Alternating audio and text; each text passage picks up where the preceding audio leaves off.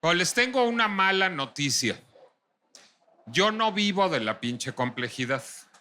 Me gustaría pedir un aumento de sueldo. Me gustaría dedicarme de manera única y exclusiva a hacer este podcast, que probablemente es lo que más me gusta hacer en la vida. Pero pues hay que ganarse para pagar la hipoteca. Ya estaremos hablando de hipotecas en un ratito más. Entonces hago otras chambas en la vida. Yo tengo una empresita de comunicación que se dedica a hacer proyectos para los clientes más disímbolos. Y cuando digo más disímbolos, ahí les va qué tamaño de disímbolos. Creo que he dicho ya por aquí que trabajo para Moet Genesí. Es un cliente muy glamoroso, me toca beber champaña de vez en cuando, beber coñac. Yo también he trabajado para el Fobiste. Hace 2 años me tocó trabajar para el Fondo para la Vivienda de los Trabajadores al servicio del Estado. El Fobiste es una de las instituciones de vivienda del Estado mexicano. Es una institución, digamos, complementaria del Infonavit. El Infonavit se ocupa de dar créditos para la vivienda a los trabajadores del sector privado, mayoritariamente. El Fobiste se ocupa de dar créditos para la vivienda a los trabajadores del sector público, a los trabajadores que tienen ISSSTE. Y fíjense que el Fobiste cumplió 50 años y le encargó a mi empresa que editáramos un libro realmente muy bonito con unas fotos arquitectónicas de vivienda construida por el Fobiste Tomás, por Cristina Kahlo, y unas fotos extraordinarias de derechohabientes y habitantes de desarrollos del Fobiste Tomás por Daniel de Laborde, que contara los primeros 50 años del Fobiste.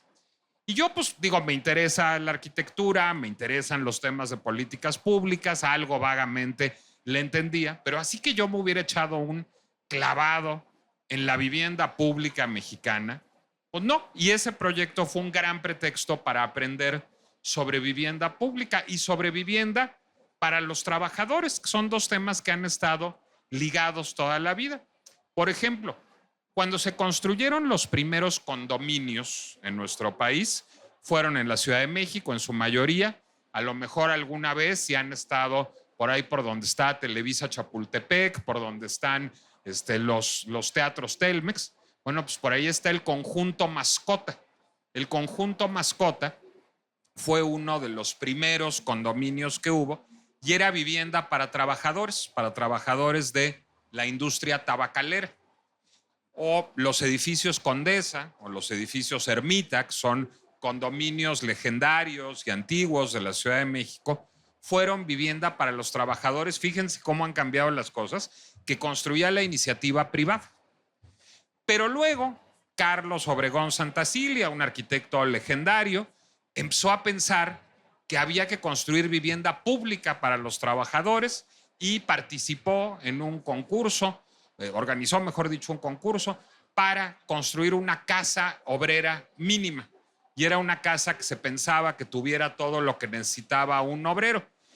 Eso no fructificó, pero toda la idea de lo que conocemos como los multifamiliares, conjuntos como el CUPA, el Centro Urbano Presidente Alemán, o la Unidad Independencia, o la Unidad Modelo de Guadalajara, o aquí en Monterrey también hay muchos desarrollos de vivienda para los trabajadores que yo no conozco, surgieron de ese espíritu. Y en la modernidad, en la segunda mitad del siglo XX, se construyó mucha vivienda para los trabajadores que la construía el Estado.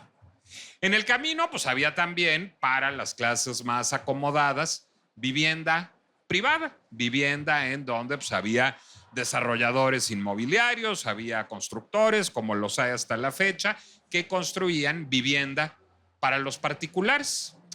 Y en el camino, en los años 70, hubo como un cambio de paradigma en donde el Estado dejó de construir vivienda y se dedicó más bien a dar financiamiento para la vivienda. Si uno era trabajador afiliado al IMSS, podía pedirle al Infonavit, o si era trabajador afiliado al ISSSTE, podía pedirle al Fobiste, puede a la fecha, crédito para vivienda. Crédito para vivienda que permite que mucha gente compre una casa. Y hay en ese libro sobre Fobiste historias conmovedoras, la historia de Héctor García Curiel, que es un brillante arquitecto de la Universidad de Guadalajara y que además ha ejercido la representación de ONU Habitat en México. Bueno, pues Héctor cuenta cómo él nació en la unidad modelo de Guadalajara y porque su papá era trabajador, su madre enviudó, ahí vivió su madre toda su vida y después pudo vender su departamento y eso le constituyó un patrimonio y le permitió proteger su vejez. Y es bonita la historia de un arquitecto, de alguien que ha participado en el desarrollo de políticas públicas relacionadas con la vivienda, que cuente esa historia. Todo eso está muy bonito y muy romántico. El problema es, ¿y los que no? Porque los que no son muchísimos.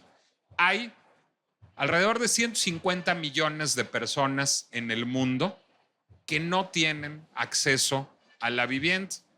Cuando yo dije los trabajadores, pues hablé de los trabajadores, es decir, de quienes pertenecen a la economía formal. Pero la mayoría de la gente no pertenece a la economía formal en nuestro país. ¿Cómo resuelven sus necesidades de vivienda? ¿Dónde vamos a vivir?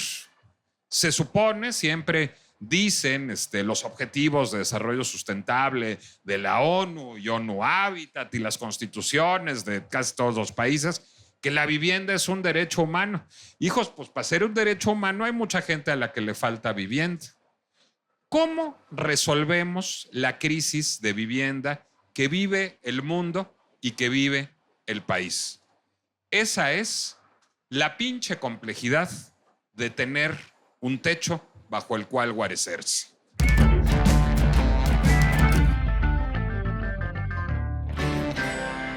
Soy Nicolás Alvarado, me da mucho gusto darles la bienvenida a, no diré un episodio más de la pinche complejidad, sino un episodio excepcional de la pinche complejidad, porque populista y chabacanamente les voy a pedir que me confirmen que estamos en la Feria Internacional del Libro de Monterrey, ¿sí o no?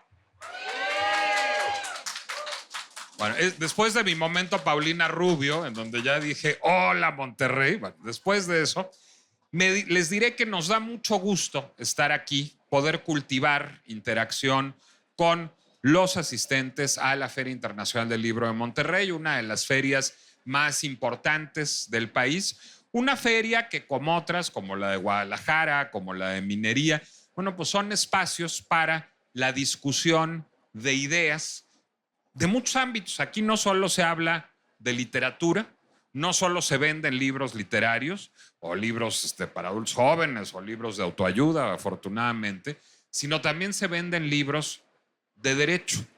Fíjense, por ejemplo, si ustedes van a el stand, es un stand chiquito, de la editorial Tirant lo Blanc, que está aquí a un pasillo de distancia, van a encontrar un libro que se llama El derecho a la vivienda, derechos homónimos, que es un libro que les recomiendo muchísimo, sobre todo si como yo son abogados frustrados. Si ustedes, igual que yo, su papá quería que ustedes estudiaran derecho y no les hicieron caso y ahora se arrepienten, lean ese libro. Si no les da por los textos jurídicos, entonces los voy a mandar al stand de Penguin Random House, porque ahí van a encontrar, editado por Grijalbo, País sin Techo, que yo diría que es una reelaboración en un tono francamente periodístico de las mismas ideas, y de las mismas ideas que obsesionan a alguien a quien yo le tengo miedo, porque uno que es, como decía yo ayer, un señor liberal, de pronto se enfrenta a una abogada protoanarquista como Carla Escoffier y brillantemente inteligente y dice, a ver cómo me va, a ver en qué estado me deja. Pero esa es la pinche complejidad de una discusión que hay que tener desde muchos paradigmas, y yo creo que tú lo pones muy bien en los dos libros, Carla, desde tres paradigmas. Tu primer libro se llama Derechos Homónimos, porque lo que dices es, pues, cuando decimos derecho a la vivienda, pues quién sabe qué chingados entendemos, porque hay como tres maneras de abordarlo. ¿Por qué no compartes con los asistentes aquí en Film Monterrey y con quienes nos escuchan en el podcast tu concepción esquizoide, digamos, o la concepción esquizoide que acusas a esta sociedad de tener, yo creo que con justa razón, del derecho a la vivienda? Bueno, antes que nada, muchas gracias por la invitación, Nicolás, y a toda la gente que nos acompaña acá en la Feria del Libro de Monterrey. Y pues justamente, o sea, una de las cosas que había reflexionado hace años y que pues lo planteo en el primer libro de Derecho a la Vivienda en México y luego en País sin Techo, es que cuando hablamos del derecho a la vivienda en México, hablamos de cosas muy diferentes, porque creo que hay 3 derechos distintos a los que llamamos por igual derecho a la vivienda, pero que son cosas completamente diferentes y que eso de alguna manera daña la forma en la cual se dan las discusiones sobre vivienda en el país. Para algunas personas, derecho a la vivienda significa el derecho a la propiedad, ¿no? Es decir, es la propiedad cuando este es un inmueble. Entonces, ¿quién tiene derecho a la vivienda? Quien primero puede pagar una. O sea, primero tienes que poder comprar una propiedad y ya tienes derecho a la vivienda. La segunda concepción tiene que ver más con los derechos laborales, que es cuando la gente piensa en el derecho a la vivienda como el derecho a acceder a créditos de gobierno, créditos accesibles para la clase trabajadora, por ejemplo, a través del Fobiste, Infonavit, justo como mencionabas hace rato. Y que pues esto nos deja con la pregunta, ¿quiénes tienen entonces el derecho a la vivienda? Pues las personas trabajadoras en la economía formal que están inscritas al Infonavit o el Fobiste y que tienen ciertos puntos ya acumulados y cierta antigüedad para poder acceder al crédito, ¿no? O al menos un crédito que valga la pena.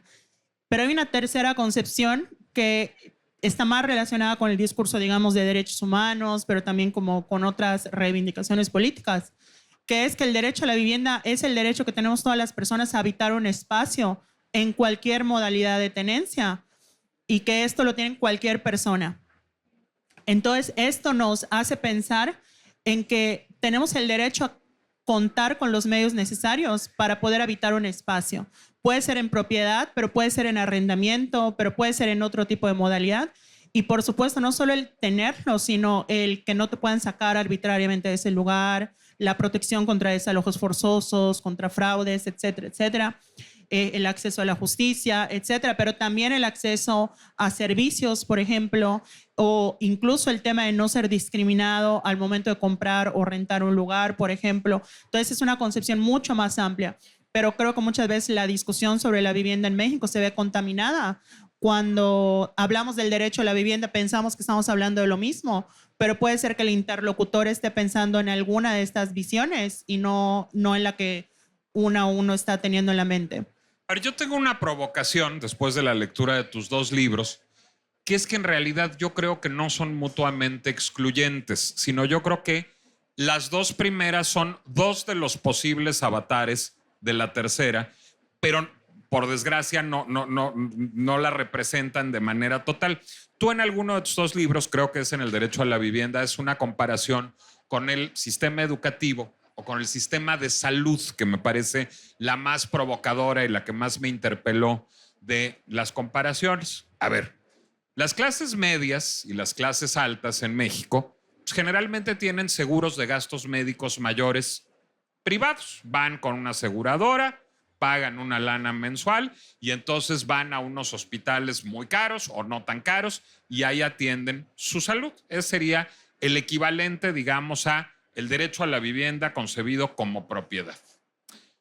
Cuando tú eres un trabajador afiliado al IMSS, afiliado al ISSSTE, o sea, lo que tienes derecho es al sistema de salud pública, es decir, a los hospitales del ISSSTE o a los hospitales del IMSS. Y cuando no es el caso, digamos, ha habido 2 avatares. Hay centros de atención a la salud que dependen del sector salud, del Instituto Nacional de Nutrición o de Cardiología, etcétera. Ahora, no hay en todas las ciudades, no hay ni siquiera en todos los estados. Suponen una erogación económica, se hace un estudio socioeconómico y ven si pagas poco o si pagas mucho.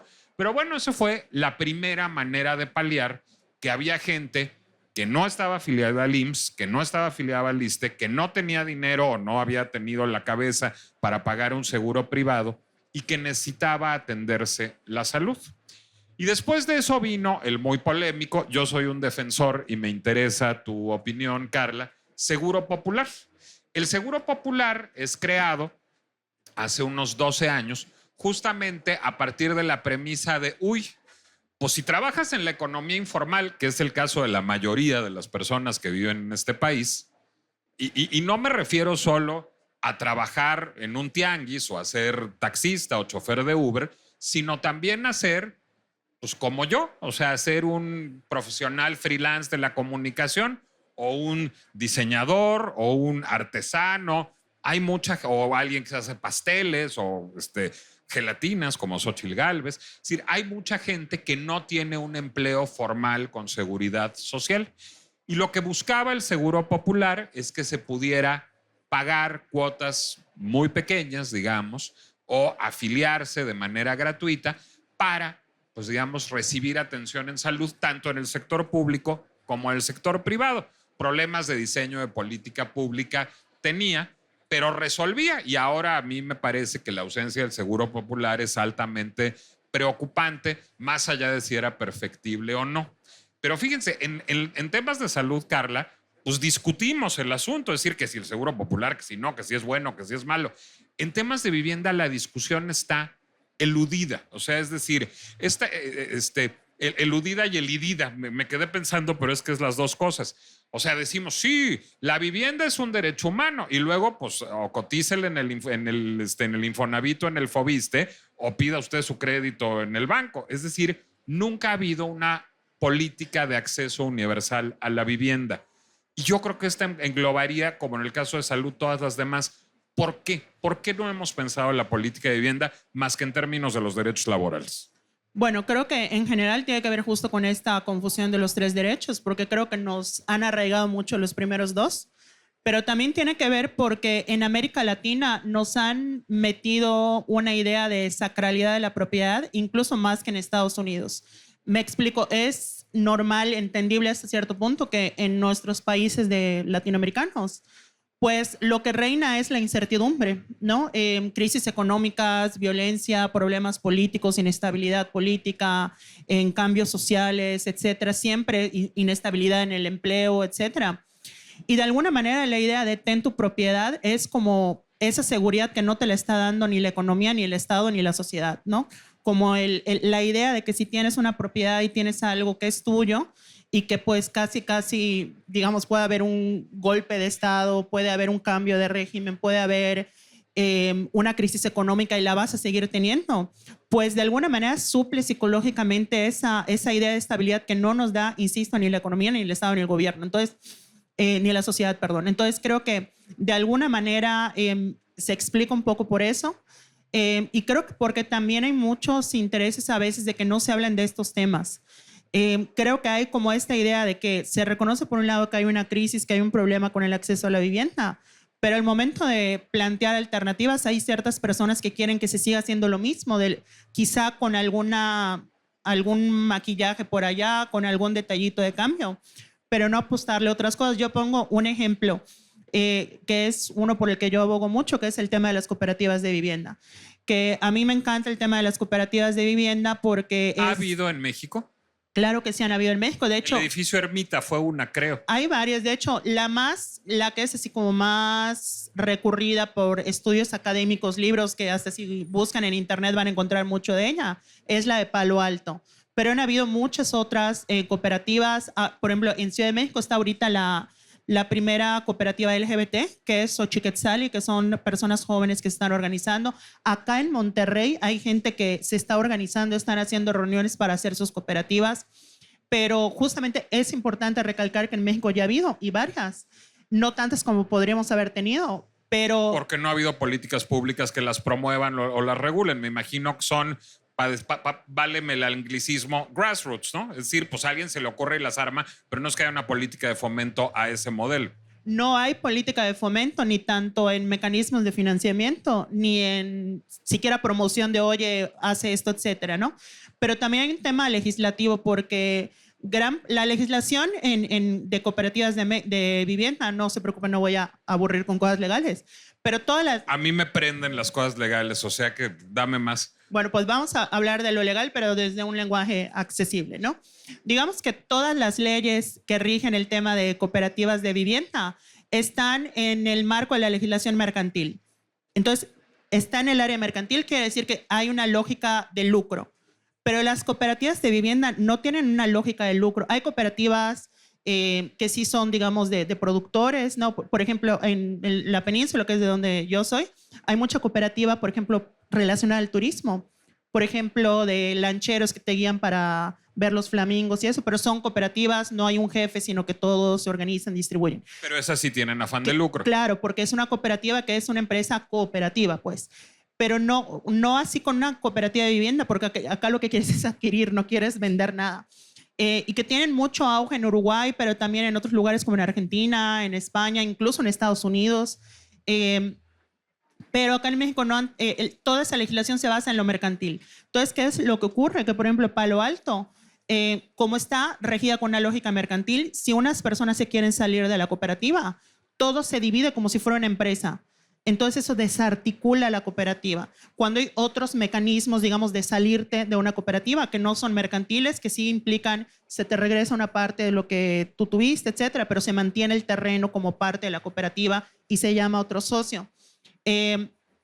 No tenemos eso en México, la legislación es deficiente y por eso la gente de Palo Alto ahorita tiene un problema en que están desarticulándolos. Pero piensen que Palo Alto tiene como 40, 50 años. Entonces, lo que quiero decir es, si una cooperativa ha permanecido 50 años contra viento y marea, contra todo este problemón, imagínense si adecuáramos la legislación. Ahora, ¿qué es lo que pasa? Que cuando planteas esto en espacios donde hay sector inmobiliario, donde hay gobierno, lo primero que te preguntan es, pero no entiendo, ¿eso de dónde va a generar ganancia? Pero la lógica es que no genera ganancia. O sea, no es para ganar, es para acceder a un hábitat. Y eso rompe por completo. Entonces, muchas veces ni siquiera es... Sí creo que hay gente abiertamente opuesta a las cooperativas, pero hay veces que creo que es un tema de paradigma, de que simplemente no se ve. Te voy a decir que a mí lo que me interpeló mucho de la lectura de tus dos libros, además viniendo de un paradigma aparentemente muy distinto al tuyo, estoy bastante de acuerdo contigo en todo y me asombra además como reivindicándote anarquista tampoco es que quieras terminar con la propiedad privada en lo que postulas, sino creo que, digamos, hay fácilmente una coincidencia en términos de la política de vivienda que necesitaríamos. Me quedé pensando mucho en por qué compré una casa.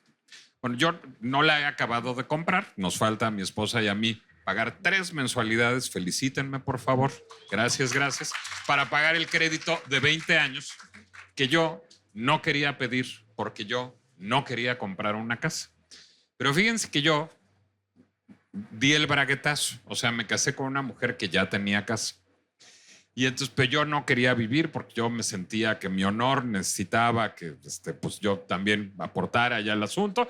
Y además vivía en el cerro, entonces había ardillitas y esas cosas, pues estaba muy lejos de toda cosa. Y yo era un pinche hipster que quería vivir en la Condesa, en la Ciudad de México. Entonces, Juan me dijo, bueno, pues órale, pues inviértele tu mitad. Yo ya puse mi mitad y compremos una casa. Yo decía, pero ¿por qué compramos una casa? Renta tu casa o vende tu casa y nos vamos a rentar a la Condesa ella. Y Eunice me dijo 2 cosas que leyéndote se me quedaron mucho en la cabeza. La primera fue, a ver, una casa es un patrimonio, es algo que en un momento de emergencia, cuando seamos viejos, tú no vas a tener una pensión, no vas a tener una jubilación, nos puede servir. Ese paradigma, digamos, lo ilustré con la parábola de Héctor García Curiel al principio. Pero la segunda, que eso me interpeló profundamente, sobre todo con el caso de lo que sucede en tu natal Yucatán, seguro te voy a pedir ahora que nos cuentes, es que Eunice me decía, es que además así nunca nadie nos va a sacar, nunca nadie nos va a pedir la casa o el depa porque su hijita se casó, porque su primo no sé qué. Y entonces yo decía, pues qué raro y paranoide esto que dice Eunice, pero tenía toda la razón, finalmente entendí. Porque en efecto hay toda una legislación y una interpretación de la legislación con respecto a los derechos inquilinarios, pues que es muy adversa.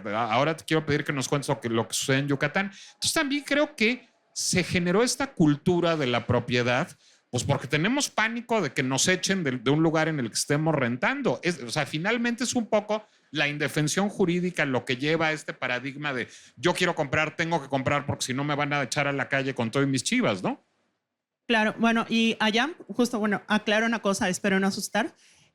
O sea, yo sí creo que tenemos que superar la propiedad privada. No creo que hay las condiciones ahorita. Y sobre todo muchos de los movimientos o incidencias en las que participo, pues no son anarquistas, son pro derecho a la vivienda.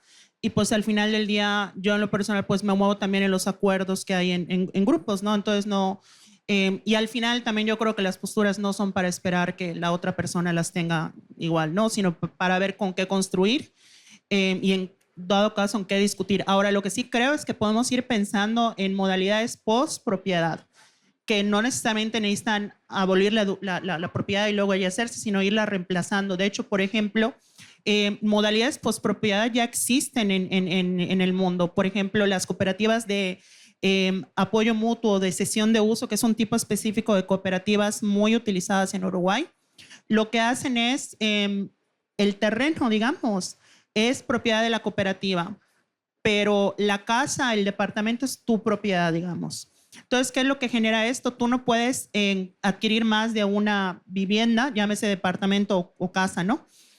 No puedes unir lotes, o sea, no puedes unificarlos, no puedes utilizar el espacio para otra cosa que no sea habitar. En algunas sí te permiten, por ejemplo, además tener un negocio, digamos, familiar, alguna cosita por así. Pero de tal manera que el suelo, el espacio es de la cooperativa. Entonces, cuando tú te sales de la cooperativa, puedes incluso heredarla a tus hijos. En algunas puedes hasta ponerla en renta, pero salirte de la cooperativa implica que cedes tus derechos y el espacio sigue formando parte. O sea, en un modelo así, digamos, sí hay propiedad privada, pero no hay tenencia de la tierra, ¿no? Digamos que es ya apuntando a estos esquemas que se salen de esta lógica de propiedad privada pública, sino que es, digamos, otro tipo de derechos, ¿no? Que puede ser de posesión, de uso, pero que pueden ser a largo plazo. De hecho, incluso en Singapur, que no estoy diciendo que se pueda hacer una transfusión quirúrgica de Singapur a México. No te imagino admirando el modelo de Singapur, pero me interpela mucho que lo O sea, en el sentido que están apuntando más un tema de administrar el suelo, el espacio, ¿no? De, bueno, a ver, esta familia necesita el espacio, se le da por un periodo de 100 años, por ejemplo, ¿no? Entonces, lo que se va haciendo es garantizar que las familias tengan, digamos, esa permanencia, que puedan hacer su vida y su proyecto, pero partiendo del hecho, pero después ese se tiene que reutilizar para otras familias que estén, ¿no? Entonces, el suelo pasa a ser un recurso, que eso sí creo que tenemos que pensarlo. O sea, el suelo es el suelo o el espacio, porque no solo es el suelo en lo horizontal, sino en lo vertical, es un espacio. Y eso se tendría que administrar como si fuera el agua. Yo sé que ni siquiera el agua la administramos como si fuera agua, pero tendría que ser esa la lógica. O, por ejemplo, los fideicomisos de tierras comunitarias, que en Estados Unidos se utilizan. Ni siquiera estoy hablando de que porque en Corea del Norte, no. Estoy hablando que en Estados Unidos hay estos fideicomisos que funcionan prácticamente igual que las cooperativas, solo que no es una cooperativa la dueña, sino un fideicomiso que puede ser administrado por una AC, por una organización civil, o incluso hay unas que son como AC con el gobierno. Hay como unas variantes ahí interesantes. Y los fideicomisos de tierras comunitarias las han empezado a aplicar hace poquito, hace como un año, en Perú, ¿no? Entonces creo que hay muchas alternativas que incluso van más allá de este tema de propiedad, que perfectamente podríamos empezar a hacer en México. Ahora, viviendo en el esquema en el que vivimos, y yo soy un entusiasta de la propiedad privada, a diferencia de ti, pero me parece que necesitamos un mayor número de modalidades, digamos, para la vivienda, y que necesitamos modalidades sin fines de lucro para la vivienda, pero no necesariamente para la propiedad, sino lo que tú propones, es decir, viviendas públicas en renta, no necesariamente créditos para la vivienda pública. Ahora, tú citas el ejemplo, te regreso ahí, de lo que sucede en Yucatán, en donde hay pocos contratos de arrendamiento como tal y hay una figura rarísima que deja muy desprotegido al inquilino. Cuéntanos de eso. Sí, de hecho, esa es otra cosa que justamente con el tema de la permanencia, ¿no? Hay un estudio muy interesante en Bélgica en el cual el porcentaje de personas, digamos, de las personas que rentan en Bélgica y las personas que tienen una propiedad, el nivel de certeza, de seguridad que sienten es prácticamente el mismo. ¿Por qué? Porque la legislación en Bélgica garantiza que las personas no van a ser expulsadas de manera arbitraria. Entonces, incluso en arrendamiento, las personas pueden tener una seguridad, porque el tema de la seguridad futura en un arrendamiento no es el tema de no es mi propiedad en sí, sino es el tema de yo no sé si en 6 meses se le bota la canica y me saca. Y más en un esquema como en el de México, donde más del 50% de los arrendamientos del país no tienen contrato por escrito, entonces no puedes demostrar cuánto tiempo llevas. No hay una instancia de gobierno que realmente pueda monitorear esto. Las posibilidades de irte a juicio por un desalojo arbitrario, son realmente bajas, etcétera. Y justamente eso lleva al extremo de Yucatán, que son estos convenios de transacción de dominio, que son convenios transaccionales, les llaman varias formas, pero que es una simulación, que prácticamente en Yucatán no te dan contrato de arrendamiento, sino lo que hacen es un contrato en el cual dicen, a ver, entró un día a mi casa, ¿no? Y Nicolás estaba adentro, descubrí que él estaba viviendo ilegalmente, pero llegamos a un arreglo en el cual no le voy a sacar, sino como indemnización, va a estar un año más viviendo allá, pero me va a estar pagando mensualmente una cantidad. O sea, pero eso hace que tú puedas correr al inquilino Nicolás en el momento que te dé la gana. Y no solo eso, que al vencer el año no tienes el derecho de tanto, no tienes la prórroga que el Código Civil establece. O sea, pierdes muchos derechos como persona inquilina. Pero esto, y lo más curioso es que incluso el Código de Yucatán dice que los arrendamientos se regirán por su contenido, no por el nombre que le den las partes. Y aún así, el mismo sistema jurídico en Yucatán, o sea, hablo del Poder Judicial, etcétera, avala estos contratos. Mucha gente que se va a vivir a Yucatán se escandaliza con justa razón, creo, cuando ven este tipo de contratos. De hecho, a veces hasta me da miedo platicarlo porque me da miedo que alguien acá en Monterrey o en Ciudad de México diga, pues vamos a hacer lo mismo allá. Pero es eso, cuando no hay certeza con el arrendamiento, ese es un problema, porque yo creo que habría gente que su tema no es tanto, o sea, sí, por supuesto que quisiera tener una vivienda en propiedad, eso segurísimo que cualquiera que pudiera en estas condiciones lo haría, pero hay gente que te diría, el problema es que me van a sacar. Un ejemplo así muy, muy breve es qué tanto las personas decoran su vivienda cuando la rentan. Porque hay mucha gente que dice es que quiero colgar un cuadro, quiero poner esto, pero no sé si en un año me van a sacar.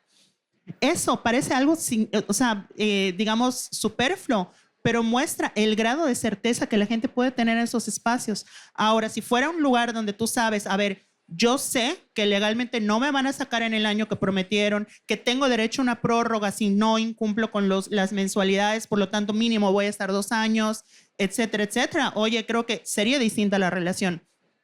Por ejemplo, algo interesante, en lugares como Alemania, los contratos son por tiempo indefinido. Es decir, tú rentas un lugar y se entiende que es a perpetuidad y únicamente hay causales de rescisión de contrato. Por ejemplo, que el casero va a pasarse a vivir allá, o obviamente que no pagues, alguna situación así, ¿no? A ver, yo a veces, a lo mejor es la ingenuidad, pero leyéndote terminé por pensar que el problema es más sencillo de lo que parece, pero que necesita voluntad política y sobre todo legislativa y diseño de políticas públicas eficaces. Porque yo imaginaría el siguiente escenario, déjame echarle un ingrediente adicional al asunto, que es, ya se anunció que en este gobierno el Infonavit va a volver a tener un papel constructor, va a volver a construir vivienda, que eso es un poco un exotismo propagandístico, digo yo, es decir, desde los 70 que el Infonavit no construye. A mí me encantan muchos desarrollos que eso el Infonavit y el Fobiste, pero yo veo al Estado más regulando que construyendo. Pero déjame echarle ese ingrediente porque podría acercarnos a una de tus ideas. ¿Qué pasa si yo defiendo en la Constitución el derecho a la propiedad privada? El señor Alvarado, que es un liberal, está muy contento, tiene su casa en la Condesa porque es de clase media y todos contentos. A los trabajadores, a través del Infonavit, a través del Fobiste, a través de otras instituciones públicas estatales, yo les disperso créditos y esos créditos les permiten adquirir vivienda. Pero adicionalmente, con esa vivienda pública que voy a construir como Estado, pongo viviendas en renta para la economía informal. Y al mismo tiempo trato de construir, y esto no es enchilame otra gorda, o sea, es dinero, presupuesto, proceso de parlamento abierto, etcétera, un instituto de la vivienda popular, digamos, un poco a la manera de lo que era el Seguro Popular. Una verdadera política de vivienda del Estado se parece como a eso, o sí ya de plano soy de una ingenuidad romántica absurda y me voy a mi casa. Bueno, a ver, Sí, no creo que haya una política de vivienda, ¿verdad? En el sentido que siempre es contextual, ¿no?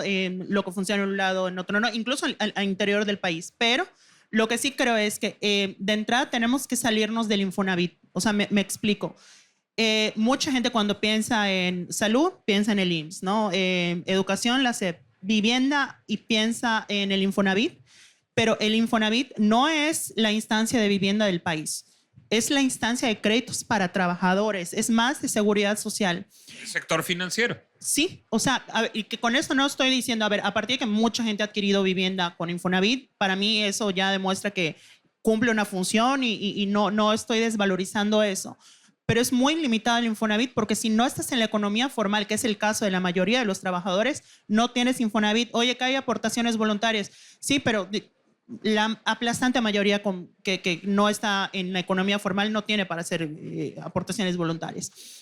Y tenemos la Comisión Nacional de Vivienda, cada estado tiene su propio instituto de vivienda, en la Ciudad de México es el INVI, acá en Nuevo León es el Instituto de Vivienda / Fomerrey, o sea, cada lugar, son muchas las instituciones que intervienen en la vivienda. Entonces, me parece que esta reforma que se va a hacer el Infonavit, si bien en principio me parece bien, el problema es que sigue estando en el marco de Infonavit cuando dicen es que es una reforma en materia de vivienda. No, es una reforma en materia de Infonavit. Pues yo soy franco, yo todavía no entiendo en qué estriba la reforma del Infonavit.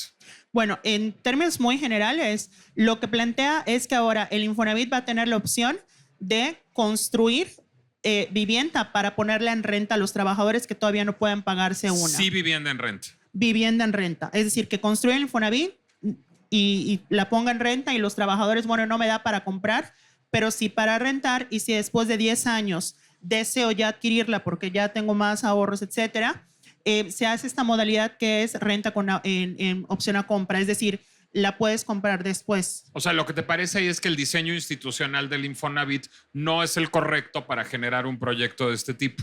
O sea, si a mí me lo preguntan también yendo a las cosas que como yo creo que en dado caso debiera ser, yo uniría la CONAVI con muchas funciones de la SEDATU, con el Infonavit y el FOBISTE. O sea, creo que se necesita una cosa más, digamos, no soy fanática de las cosas muy concentradas, pero sí más armónica, porque lo que ocurre es que la CONAVI hace una cosa por allá, la SEDATU hace la otra, el Infonavit otra, el FOBISTE otra, entonces no tienes una política de vivienda coherente, y eso solo hablando a nivel federal, yo no me estoy metiendo en municipios y estados.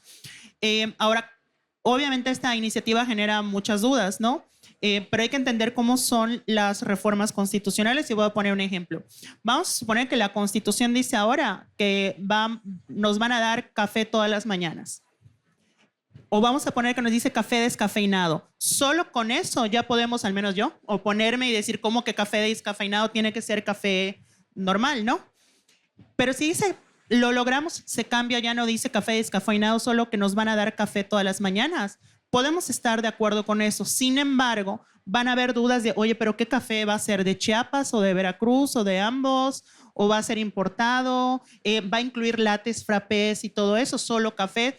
Bueno, eso lo vamos a discutir en la ley reglamentaria, es decir, una ley que desarrolla cómo se va a aplicar ese artículo de la Constitución que dice que todas las mañanas nos van a dar café. Pasa lo mismo con esta reforma. Esta reforma dice que el Infonavit va a poder construir para poner en renta a los trabajadores y que en dado caso se va a poder, ¿cómo se llama?, comprar con opción a compra, valga la redundancia, a los 10 años. Es todo lo que dice. ¿Cómo se va a lograr esto? A mí me parece que la gran discusión no está en la iniciativa de reforma constitucional, sino en la secundaria, porque claro, es las grandes preguntas que es, y que yo personalmente también se las he hecho allá a los del Infonavit, pero cómo o sea, la cosa va a ser cómo garantizar, uno, que no se repita lo que pasó en los 2000, ¿no? Que fue un tema de construcción donde hubo corrupción, que nos generó 600,000 viviendas Infonavit abandonadas, que hoy tenemos muchas. De hecho, Nuevo León es uno de los estados con más viviendas Infonavit abandonadas. O sea, cómo evitar que eso ocurra. Pero esa discusión va a estar en la legislación secundaria. ¿Te parece un paso conceptual en la dirección correcta? Me parece en la dirección correcta, pero el problema es que yo creo que eso debiera estar en la CONAVI. O sea, yo creo que debiera estar en la CONAVI. Por supuesto que, a ver, como están las cosas, yo no escatimo. Si con esto van a haber personas que van a poder tener acceso a un lugar para habitar, ¿sabes qué? Que se haga. Yo no escatimo. Tampoco se trata de que no potencialicemos los recursos y el tiempo. Ahora, ¿cuál es la discusión que sí se ha hecho de la reforma? Que me parece interesante. Hay gente que dice, no se debe dar en opción a compra, porque como va a ser dinero público que se pone para construir, si después de la opción la compra, la persona la compra, valga la redundancia, pero ¿qué tal si después la revende? Entonces es dinero público que pasa ya al mercado de vivienda. que esa es una gran discusión. No solo es el cómo hacer vivienda pública, sino cómo hacer que no se salga de esa lógica pública, porque al final del día es dinero que vamos a pagar. O sea, a mí me parece bien si me dices de tus impuestos, se va a construir un edificio de departamentos para jóvenes que renten. Oye, adelante que lo hagan. La cosa es qué va a pasar con eso si después se pasa al sector privado y luego vemos que se está revendiendo, como pasó con muchos proyectos, como por ejemplo el CUPAT, la Telolco, etcétera. Y con casi todos los council estates británicos, con Trellick Tower, con todos los desarrollos de vivienda pública en el Reino Unido en los años 60. O incluso acá en Monterrey, porque en Monterrey no tuvimos tantos como en Ciudad de México, pero está los condominios Constitución, que es un gran ejemplo de lo que se podría hacer con vivienda pública. El problema es eso, cómo hacer que uno permanezca en buen estado y no se repitan ciertos errores que hubo, y dos, que no se traslade fuera de esa lógica pública. Tenemos ya muy poquitos minutos antes de terminar esta transmisión desde Phil, esta grabación desde Phil Monterrey, pero lo que quiero es aprovecharlos para que haya preguntas y comentarios de aquel lado de quienes nos acompañan hoy a esta grabación de La Pinche Complejidad. Si por ahí nos apoyan con un micrófono y si alguien, por acá hay una mano levantada. Ahí va. Pues, listo. Hola, yo me quiero poner como muy severa. ¿Qué pasaría si nos ponemos un límite de metraje por persona? Porque lo que veo también es que hay casas aquí en Country de 1,200 metros con 2 personas habitando y los departamentos nuevos que son 50 metros para una familia de 4. O sea, ya sé que está muy llevado al extremo, ¿no? Pero ¿es algo viable? O sea, ¿cómo le hacemos para que todos tengamos un espacio digno para vivir, sea vertical, horizontal, etcétera? Bueno, allá es una pregunta bastante compleja. A ver, en general todo es complejo, ¿no? Justo como el mismo podcast lo indica. Claro, la pinche complejidad. Pero también algo que es complejo es que no todas las personas tenemos la misma necesidad habitacional todo el tiempo. Voy a poner un ejemplo, y que de hecho incluso allá podemos entender también la importancia, digamos, en este esquema al menos, en esta realidad, de la vivienda de arrendamiento. Un joven que se va a vivir a Ciudad de México para estudiar la carrera, pero que va a regresar a Monterrey, que nada más fue a estudiar la carrera, pues no va a querer comprar una lista de arrendamiento, ¿no? No lo mismo un matrimonio joven, un matrimonio con hijos, bla. O sea, van cambiando nuestras necesidades de vivienda y ese es uno de los grandes retos, ¿no? Cómo vamos cambiando nuestras necesidades habitacionales. Una persona joven a lo mejor puede ser su sueño tener una casa de 2 pisos, pero cuando ya se vuelve una persona adulta mayor, probablemente esos 2 pisos se vuelven un problema, ¿no?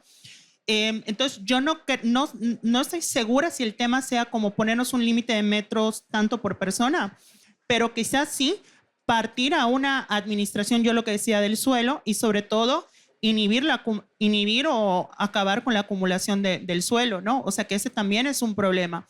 Pero también muchos de los problemas que tenemos para acceder a la vivienda tiene que ver con cómo se gestiona la ciudad. Un ejemplo muy sencillo que siempre pongo, y que acá en Monterrey tenemos muchos ejemplos de eso, es cuando vean un estacionamiento grande de algún supermercado, algún centro comercial, etcétera, traten de imaginarse un edificio, o sea, qué edificio y cuántas viviendas podrían ponerse en ese estacionamiento. Porque de repente tenemos, y acá en Monterrey hay ejemplos, de estacionamientos de centros comerciales o de supermercados que son igual o más grandes que el propio supermercado. Es que ahí es donde conecta vivienda y movilidad. Claro, y congestión del suelo, porque hasta yo digo, bueno, ¿por qué no se hacen subterráneos? Pues, o lo que sea, pero lo que quiero decir es, ese es solo un pequeño ejemplo, no estoy diciendo que por los estacionamientos no tenemos vivienda, pero sí es un gran ejemplo de cómo mal administramos el suelo, ¿no? O por ejemplo, cómo mucha de la normativa en materia urbana ya está obsoleta. Todo esto de la zonificación secundaria, que si usos y destinos de suelo, está muy obsoleta con las realidades que tenemos hoy día. Y eso impacta en cuánto se puede construir y por lo tanto en qué tanto puedes acceder no solo a una vivienda, sino cercana, ¿no? O sea, que sea cercana a tus relaciones sociales, a tu trabajo, etcétera. Todo se puede discutir. Yo la verdad es que no había discutido tanto eso de un límite de metros por persona. Pero de todas maneras, esos límites de metros también pueden ser muy variables. Entonces, yo creo que más que nada es cómo evitar la acumulación, porque si tienes 10 o 20, me parece que no necesariamente es tanto eso el problema si tienes 20 inmuebles de 5, ¿no? Por decir un ejemplo. Una última antes de que nos vayamos. Por acá hay otra mano levantada. Hola, hola. Yo tengo mucha curiosidad por conocer tu visión sobre el movimiento Ocupa. Aquí es cuando dejan de grabar para que pueda decir. A ver, el movimiento Ocupa, es bastante complejo y da para todo un capítulo. El movimiento Ocupa tiene un contexto muy específico, tanto en Alemania como en Dinamarca, como en España y en otros lugares. La lógica de entrar a las casas, de tomarlas, no era en sí, como mucha gente entiende, como un tema de despojo, ¿no? Pues yo quiero tomarla, sino porque era un tema de con la lógica de recuperación. Pongo un ejemplo. En Alemania lo que ocurrió es que tras la caída del muro, algo que sí había hecho muy bien la Unión Soviética, etcétera, era el tema de la vivienda. Había mucha vivienda pública. En mal estado, la gente hacinada, pero había mucha vivienda pública. Y lo que ocurre en lugares como Alemania es que esa vivienda pública, poco a poco, sobre todo en los 90s, pasa al sector inmobiliario y se pierde mucha vivienda pública en lugar de aprovechar esas bases. De tal manera es que luego empezó un proceso de acumulación y quedaron muchas viviendas que originalmente eran públicas, digamos, en manos de privados y especulando y vacías. Bajo esa lógica, mucho de lo que se ha hecho en Alemania, como meterse a casas o bien todo esto que exigía mucha gente de expropiación de vivienda, tenía esa lógica de recuperación. En España pasa lo mismo. ¿Qué fue lo que pasó con todo este tema de los fondos vítores? Que en México no tenemos como tal eso, porque la banca mexicana se comporta muy diferente a la española. Casi no revenden sus deudas, etcétera.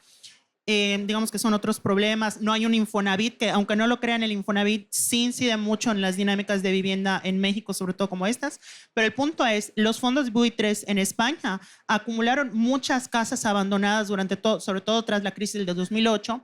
Se les rescató, se les ayudó a pesar de que ellos habían especulado con las personas, de tal manera que la lógica de ocupar era también esta lógica de, a ver, estos son edificios que tienen los bancos para especular, se los quitaron a familias a las cuales les vendieron créditos que sabían que no iban a poder terminar pagando. Entonces, eso hace que la gente que se meta a veces hasta tenga, muchas veces, hasta el apoyo de los vecinos. Hay documentales muy interesantes donde los vecinos dicen, yo prefiero que estos jóvenes se metan a que esto siga acá vacío por culpa de los bancos. Entonces, acá en México no hay un movimiento Ocupa como tal. Lo que sí hay es que yo no le llamaría Ocupa por varias razones, pero que son personas, por ejemplo, que se han metido a las casas Infonavit abandonadas por necesidad y que muchas veces ellas cuando se meten tienen esta lógica, es que se pagó con nuestros impuestos, yo quedé desempleado hace unos años y esta casa está vacía acá y nadie la está ocupando. No diría que en sí Ocupa, porque lo de Ocupa tiene también como un cierto discurso que me parece está como paternalista adjudicárselos, pero creo que siempre viene de necesidad y no hay que confundirlo con el tema del despojo, ¿no? De hecho, hasta el movimiento Ocupa en España lo dice, no lo mismo despojo que Ocupa. Nosotros no hacemos despojo, lo que dice, no nos metemos a casa de alguien para robársela, sino que es esa lógica de recuperación, que es discutible y puede generar debate, sí, pero creo que hay que entenderlas en su contexto. Pues ya no da tiempo de ninguna otra más. Carla Escoffier. Bueno, les recuerdo que País sin Techo, pues lo pueden encontrar en Editorial Grijalvo, aquí en el stand de Penguin Random House, que el derecho a la vivienda lo pueden encontrar en Editorial Tirando Blanc, que tiene aquí su stand en Phil Monterrey. ¿Y dónde podemos seguirte en redes sociales? Bueno, en redes sociales estoy en YouTube, en TikTok, en Twitter e Instagram como Carla Escoffier. Y pues también el próximo año, en 2025, estaré sacando ya mi nuevo libro, mientras, como justamente ya mencionaron, está ahorita País sin Techo con Grijalvo y Derecho a la Vivienda en México con Tirando Blanch. Muchas gracias por la invitación. Al contrario, Carla Escoffier con 2 Fs y sin la R final, porque la familia del chef perdió la R cuando llegó al sureste mexicano. Lo sé, porque otra descendiente de Escoffier es Angélica María, mi tía, que es tu pariente. ¿No sabías eso? No sabía. Pues es tu pariente. ¿Dónde lo hubiera uno visto? Yo soy Nicolás Alvarado. Me pueden encontrar en redes sociales en Nicolás Alvarado Lector, en Instagram y en Threads, solamente porque soy menos valiente que Carla Escoffier. Y les recuerdo que La Pinche Complejidad es una producción del Heraldo Podcast que pueden encontrar en Spotify, Apple Music, Amazon Music, YouTube, Deezer o casi cualquier lugar en donde ustedes acostumbren escuchar podcasts. Y pues les diría que se queden en su casa, pero pues básicamente es la casa de Spotify o de Google o de Apple o de alguien. Entonces, pues somos ocupas digitales los del mundo del podcast. Hasta la próxima.